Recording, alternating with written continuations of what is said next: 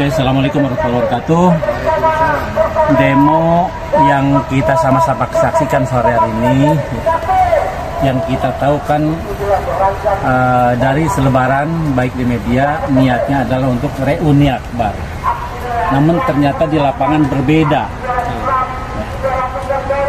Kenapa bisa berbeda? Karena kita lihat sendiri dan dengar sendiri, walaupun diawali dengan salam, dengan hamdalah, tapi tengah-tengahnya kok caci maki. Oh gitu.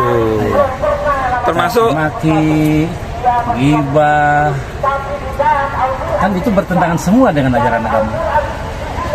Dalam kitab Mau'idatul Mu'minin sangat jelas itu bahwa ghibah itu dosanya jauh lebih besar daripada zina. Bahwa ghibah itu dosanya jauh lebih besar daripada zina. Kok bisa gitu?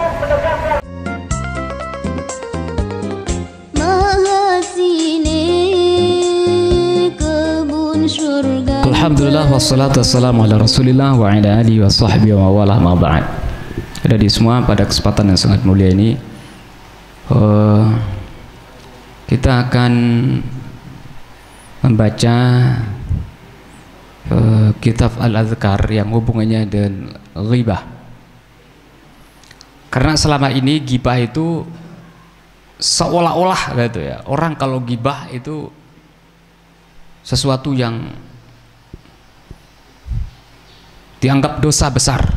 Bahkan seperti sudah saya jelaskan, ada yang mengatakan sampai ghibah itu lebih besar dosanya daripada zina. Walaupun kita udah bantah itu makna daripada hadis itu. Bukan lebih besar, tapi lebih sulit untuk diampuni dibandingkan dengan zina. Al-ghibatu asyaddu minaz zina. Tapi di sini Imam Nawawi mengatakan ya'lam annal ghibata, ketahuilah ghibah itu wa in kanat muharramatan, sekalipun itu ghibah itu diharamkan, fa innaha tubahu fi ahwalin lil maslahah, sesungguhnya dibolehkan dalam beberapa kondisi lil maslahati, karena ada kemaslahatan, ada maslahah, dibolehkan karena ada maslahah. Mana maslahah-maslahah itu atau tempat-tempat dibolehkan? Satu tempat dibolehkan adalah yaitu at-tazallum, yaitu mengadukan kezaliman.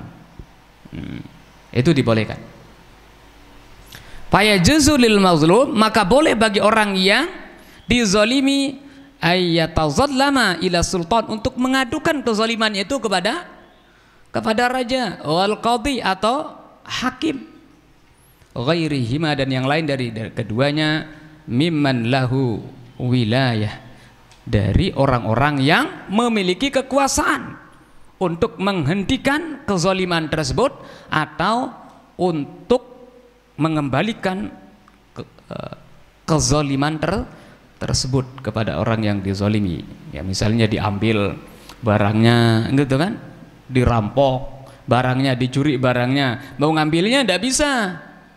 Kenapa? Karena orang itu memiliki kekuasaan. Pergi kepada orang yang memiliki kekuasaan lebih tinggi dari dia, kita ceritakan aibnya, artinya apa yang dilakukan terhadap kita, nah, itu boleh. Kenapa? Ya niatnya tadi itu ya, untuk mengadukan kezaliman. Padahal dia disebutkan, dia mengatakan anna fulanan zalamani, sesungguhnya ini menzalimi aku. Kan kita menyebut orang bahwa dia itu menzalimi orang lain, itu kan ghibah, itu menyebut aib orang lain. Tapi boleh. Kenapa? At-tazallum, yaitu untuk mengadukan kezaliman dengan harapan kezaliman tersebut bisa dihentikan, dengan sebab apa yang sudah diambil oleh orang tersebut bisa ditarik kembali. Itu dibolehkan. Itu padahal kita menyebut aib seorang atau menyebut perbuatan tidak baik seseorang di hadapan orang lain. Nah. Terus yang kedua, al-isti'anah ala taghyiril munkar. Nah ini, ghibah itu dibolehkan kalau ada unsur niat isti'anah, itu minta tolong kepada orang lain ala taghyiril munkar, untuk menghilangkan atau merubah kemungkaran, waraddil ma'asi ila shawab, dan mengembalikan kemaksiatan menuju kepada kebenaran. Nah, itu dibolehkan. Misalnya ini, ada orang ada nongkrong-nongkrong, laki perempuan. Nah, kita kalau mau merubahnya kurang nyaman gitu. Kurang enak. Lapor, ceritakan ke Pak RT, Pak RW, kadus ya, atau kades. Kalau kados nanti bahaya itu. Kalau kados nanti plesetannya bahaya, jadi kepala dosa jadinya itu. Ini kadus, kepala dusun, kades, kepala desa. Kalau kados, itu bahaya, ndak usah. Nah, kita menceritakan kepada orang ini. Kita ceritakan kepada aparat, kita ceritakan kepada polisi, kita ceritakan kepada pemuka-pemuka agama misalnya. Ini orang berbuat maksiat begini. Tujuannya apa? Supaya dia itu nanti merubah. Ini namanya taghyirul mungkar waraddil ma'asi ila shawab. Nah, itu dibolehkan. Saya dulu pernah lakukan yang itu. Karena saya termasuk orang yang mentalnya agak lemah gitu dalam amar ma'ruf nahi mungkar gitu, agak lemah gitu.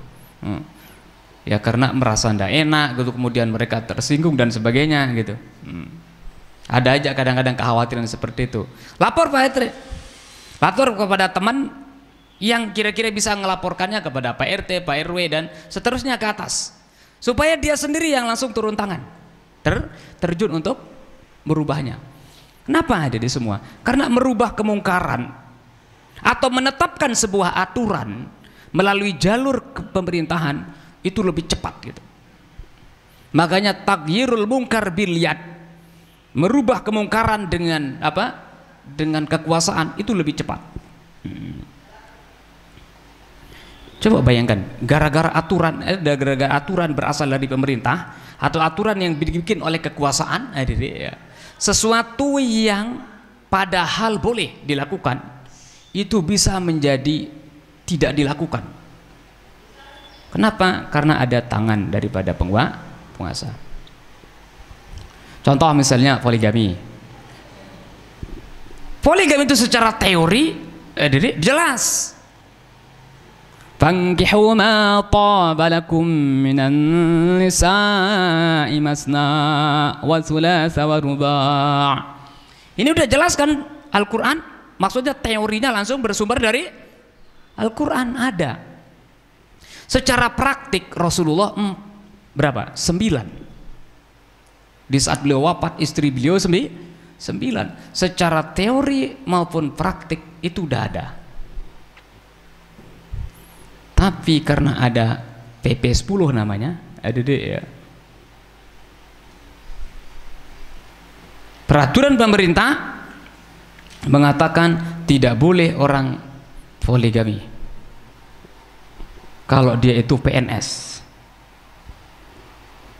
dan harus kalau mau dengan izin istri. Izinnya tertulis dan ada tanda tangan istri. Istri mana itu? Yang mau tanda tangan. Kecuali mungkin tanda tangan di waktu lampu gelap. Ini tanda tangan, ini ada uang. Mungkin gitu, baru dia mau. Tapi ternyata persetujuan tanda tangan, persetujuan untuk poligami. Ya Allah, pas dia lihat langsung pingsan istrinya itu. Contohnya Nah, kembali ke sini itu hal isti'anah melaporkan, menceritakan aib orang, kemaksiatan orang dengan tujuan isti'anah ala taghyiri al-munkar. Tujuannya adalah minta tolong untuk merubah kemungkaran supaya kemungkaran itu dihilangkan.